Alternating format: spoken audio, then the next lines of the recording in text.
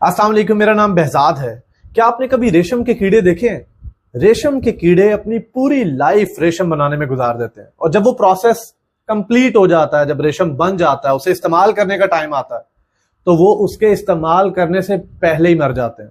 ہماری سوسائٹی، ہماری کمیونٹی میں، ہمارے درمیان ہی ایسے کئی لوگ ہوتے ہیں جو پیسہ جمع کرتے ہیں، پیسوں کے اوپر سام بن کے بیٹھے رہتے ہیں، ساری زندگی ان پیسوں کو گننے میں گزار دیتے ہیں، اور جب ان کے استعمال کرنے کی باری آتی ہے تو اس سے پہلے ہی مر جاتے ہیں۔ ایسا شخص آپ کو ہمیشہ ٹوٹی پھوٹی سواری میں نظر آئے گا، اگلی دکھائی دے گا، کوئی نارمل سے کپڑے پہن کے ایونٹ میں آ جائے گا، خود کو لاغر، کمزور اور غریب ظاہر کروائے گا، اور یہاں تک کہ ایسی سچویشن آ جاتی ہے کہ ایسے شخص کے پاس نہ چبانے کے لیے دانت ہوتے ہیں اور نہ کھانے کے لیے آنت، لیکن وہ شخص پیسے ہی جمع کرتا رہتا ہے۔ ایسے شخص کا اینڈ بہت زیادہ برا ہوتا ہے۔ آپ اندازہ کریں کہ قرآن میں 100 کے قریب آیت ہے جو خرچ کرنے کے متعلق ہے، اور عجیب بات ہے کہ ایک بھی آیت ایسی نہیں ہے جس میں مال کو جمع کرنے کا حکم دیا ہو۔ ہمیں بچپن سے سکھایا جاتا ہے، سمجھایا جاتا ہے، ایجوکیٹ کیا جاتا ہے کہ مال کو جمع کرو، پیسہ جمع کرو، کل کام آئے گا۔ اللہ تعالیٰ کہتے ہیں مال خرچ کرو، کل کام آئے گا۔ قرآن میں روزے اور حج کے متعلق کتنے امپورٹنٹ ٹاپکس ہیں، ان کے متعلق ایک ایک آیت ہے، جبکہ مال کو خرچ کرنے کے متعلق بار بار حکم دیا گیا۔ میں یہ سمجھتا ہوں کہ نماز کے بعد اگر کسی چیز کے اوپر زور دیا گیا ہے تو وہ مال کو خرچ کرنے سے متعلق ہے، کیونکہ اللہ تعالیٰ کو بخیل سے شدید نفرت ہے۔ اللہ کے نزدیک وہ شدید سزا کا مستحق ہے۔ کیوں؟ کیونکہ ایسا شخص سمجھتا ہے کہ یہ مال اس کے باپ کا ہے، اس کو کبھی اندازہ ہی نہیں ہوتا کہ یہ مال تو اسے اللہ تعالیٰ نے دیا ہے، یہ اس کا ہے ہی نہیں، اسی لیے وہ اس کو خرچ نہیں کرتا، اس کے اوپر سام بن کے بیٹھا رہتا ہے، اور اسی لیے وہ اللہ کا شکر نہیں کرتا۔ اللہ تعالیٰ فرماتے ہیں سورہ آل عمران میں آیت نمبر 180 میں کہ یہ جو بخیل اپنا مال جمع کر رہا ہے اور وہ یہ سمجھ رہا ہے کہ یہ اس کے لیے بہت اچھا ہے، یہی مال اس کے گلے کا توق بنا کے ڈالا جائے گا۔ اسی طریقے سے اللہ تعالیٰ فرماتے ہیں سورہ نساء میں آیت نمبر 37 میں کہ جو لوگ بخیل ہیں اور دوسروں کو بھی کنجوسی کی ترغیب دیتے ہیں، ایڈوائز کرتے ہیں کنجوسی کی، ان کے لیے قیامت والے دن ذلت والا عذاب ہے۔ اور قرآن میں تو اللہ تعالیٰ نے یہاں تک کہہ دیا کہ لن تنالوا البر حتی تنفقوا مما تحبون۔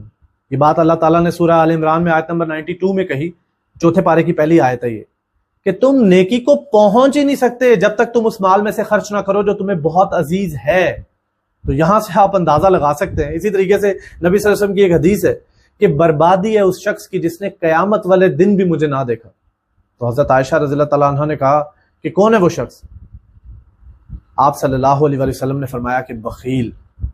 اور سنن نبی داؤد کی ایک حدیث ہے 4063 نمبر، آپ صلی اللہ علیہ وسلم کے پاس ایک شخص آیا جو کہ مالدار تھا، لیکن اس نے آرڈینری سے کپڑے پہنے ہوئے تھے، آرڈینری سا اس کا ڈریس اپ تھا یا لکنگ تھی۔ تو نبی صلی اللہ علیہ وسلم نے کہا کہ کیا آپ مالدار ہو؟ تو اس شخص نے کہا جی میں مالدار ہوں۔ تو آپ صلی اللہ علیہ وسلم نے کہا کس طرح کا مال؟ تو اس نے بتایا کہ اس کے پاس مویشی ہیں، اونٹ ہیں اور یہ سب چیزیں ہیں۔ تو آپ صلی اللہ علیہ وسلم نے فرمایا کہ اگر اللہ نے آپ کو مال دیا ہے تو آپ کی اپیرنس سے نظر بھی آنا چاہیے۔ اگر اللہ تعالیٰ نے آپ کو مال دیا ہے تو آپ کے کپڑوں سے، آپ کے کھانے پینے سے، آپ کی رہائش سے، آپ کی سواری سے پتہ بھی لگنا چاہیے کہ اللہ تعالیٰ نے آپ کو نوازا ہے۔ میں ہرگز یہ نہیں کہہ رہا کہ پیسوں کا بے دریغ استعمال کرنا چاہیے، فضول خرچی تو اپنے اندر ایک گناہ ہے۔ میں بس یہ کہہ رہا ہوں کہ پیسوں کی ترتیب ایسی ہونی چاہیے جس میں آپ ہر چیز کو کم سے کم اپنے دل کو جو اللہ کے ساتھ جڑا ہوا ہے اس کو آپ سیٹسفائی کر سکیں، جسٹیفائی کر سکیں۔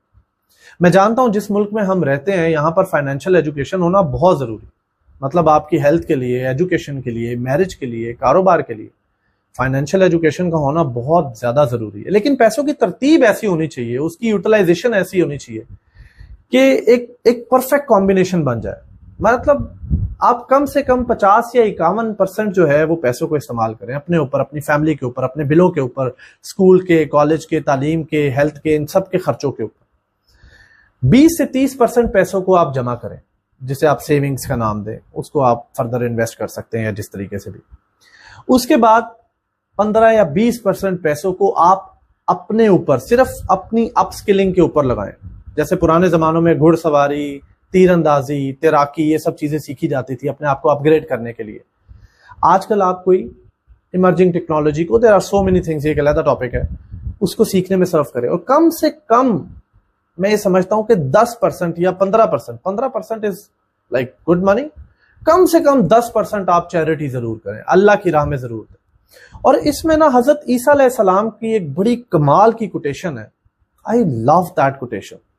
حضرت عیسیٰ علیہ السلام کہتے ہیں کہ مال کو دنیا میں مت جمع کرو، اس زمین میں مت جمع کرو، یہاں پہ چور ہیں، ڈاکو ہیں، لٹیرے ہیں، ہتھیار لیں گے، کیڑے مکوڑے ہیں، دوسری مخلوق ہے، جانور ٹائپ، وہ آپ کے پیسوں کو حذف کر لیں گے، کھا پی لیں گے، آپ کا پیسہ ضائع چلا جائے گا۔ اپنے پیسوں کو اللہ کے پاس جمع کرو، کیونکہ وہاں پر اس کو کوئی چرانے والا نہیں ہے، کوئی حذف کرنے والا نہیں ہے، کوئی آپ کے پیسوں کو نقصان پہنچانے والا نہیں ہے، آپ کے پیسے بالکل سیو ہے، کیونکہ جہاں پیسہ ہے دل بھی وہیں ہے۔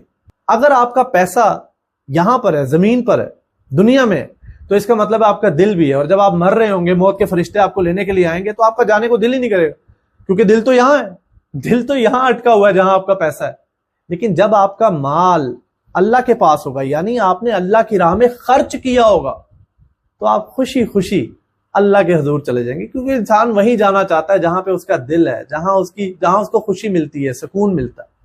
اور اکثر یہ لوگ کمپلین کرتے ہیں کہ یار ہمارے پاس ہے ہی کچھ نہیں تو چیریٹی کیا کریں، ہم کچھ کمائیں گے تو کچھ خیرات کریں گے نا، یا کچھ اللہ کی راہ میں دیں گے، یا کوئی نیک کام کریں گے۔